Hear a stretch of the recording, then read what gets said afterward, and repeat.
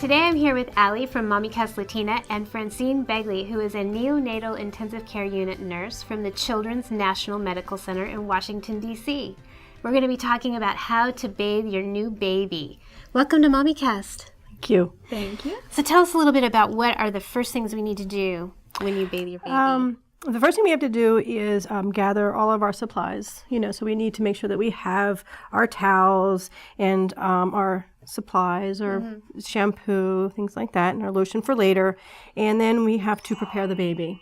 So it all depends on what age your baby is. If this is a newborn baby with the cord still attached, the umbilicus, we will not immerse the baby in the water. Because bacteria could certainly enter into the baby through the cord. Right. That's the thing that we're trying to prevent here. Okay. So the first thing you have to do is prepare your baby. So you want to make sure that the baby, we remove the diaper. And if the baby is soiled, we would clean the baby. Clean the baby. Okay.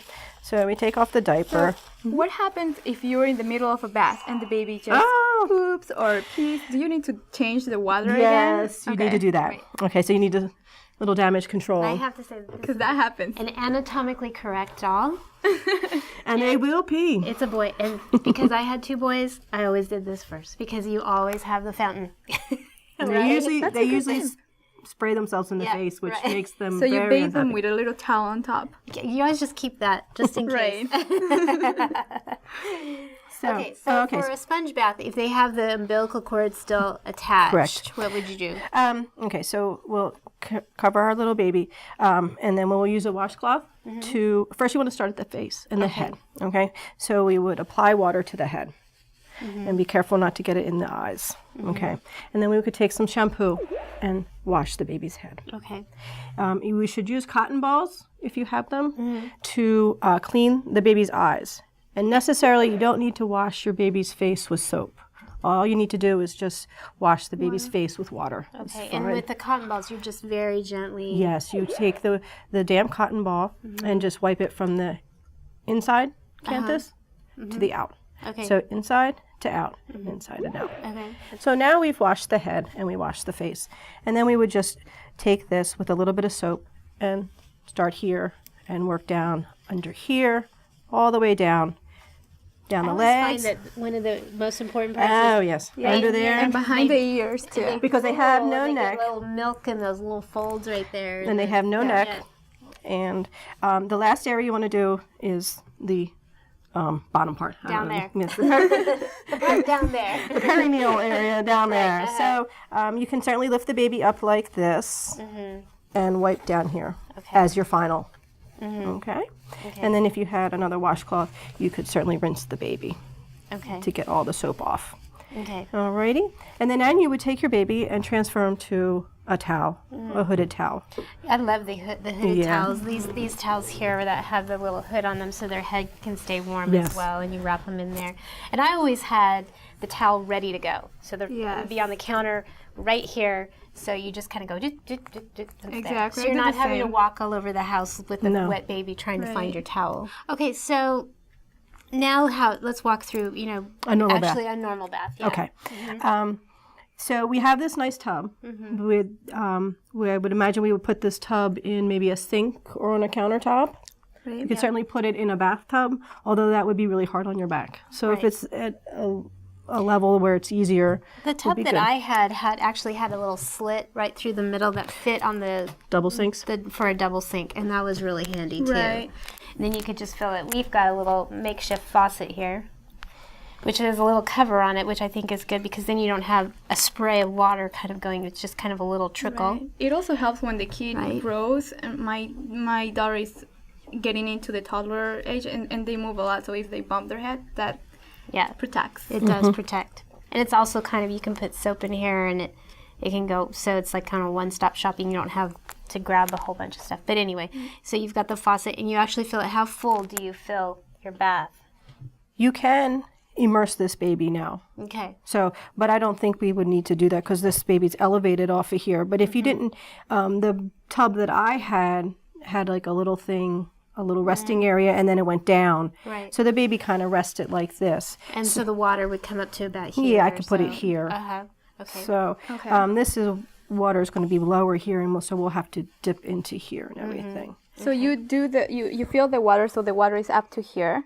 You could, Right. with this situation, That's you could. another question I always had because I didn't want her to get cold, and I guess like Yes. the warm water would help with that. Exactly. And my husband and I would always argue, no, it's this way, no, it's that way. So okay, If you're so I sitting won. in warm water, the chances of getting cold are lower. If you're sitting Right. completely exposed and having water put on you, you're definitely going to have some heat evaporation. Right. So, so that brings a good point about how warm we want the water. Right.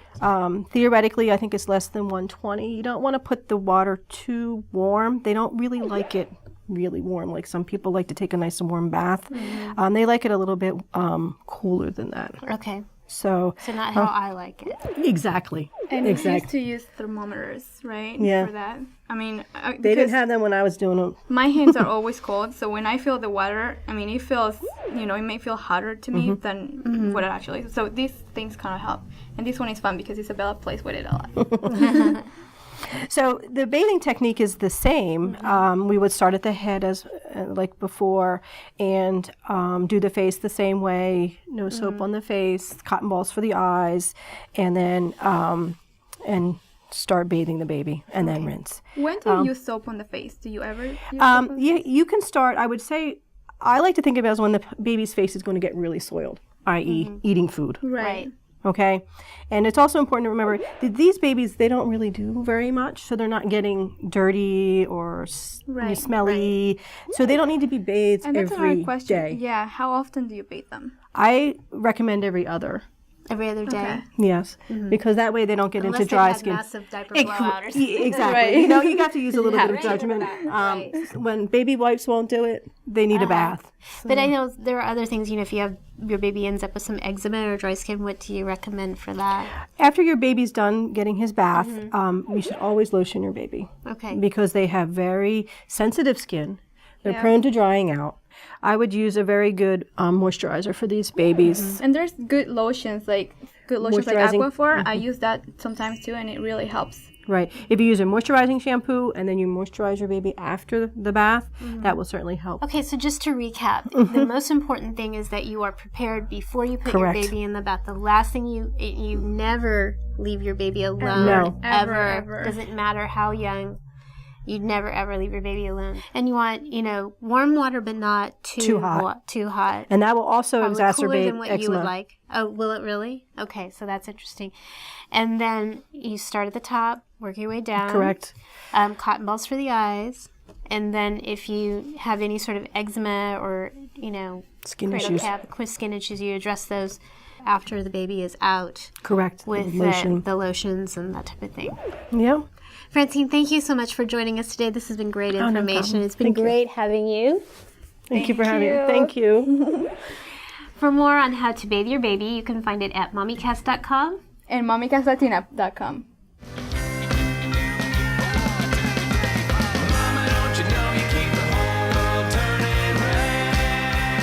Today we're speaking with Francine Bagli, who is a neonatal intensive care unit nurse from the Children's National Medical Center in Washington, D.C.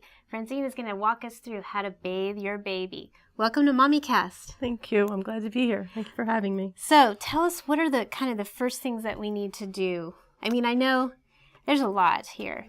You forgot about me. What? Introduce Aly. Oh, Aly! Oh, that person over there, by the way, is Aly. Sorry.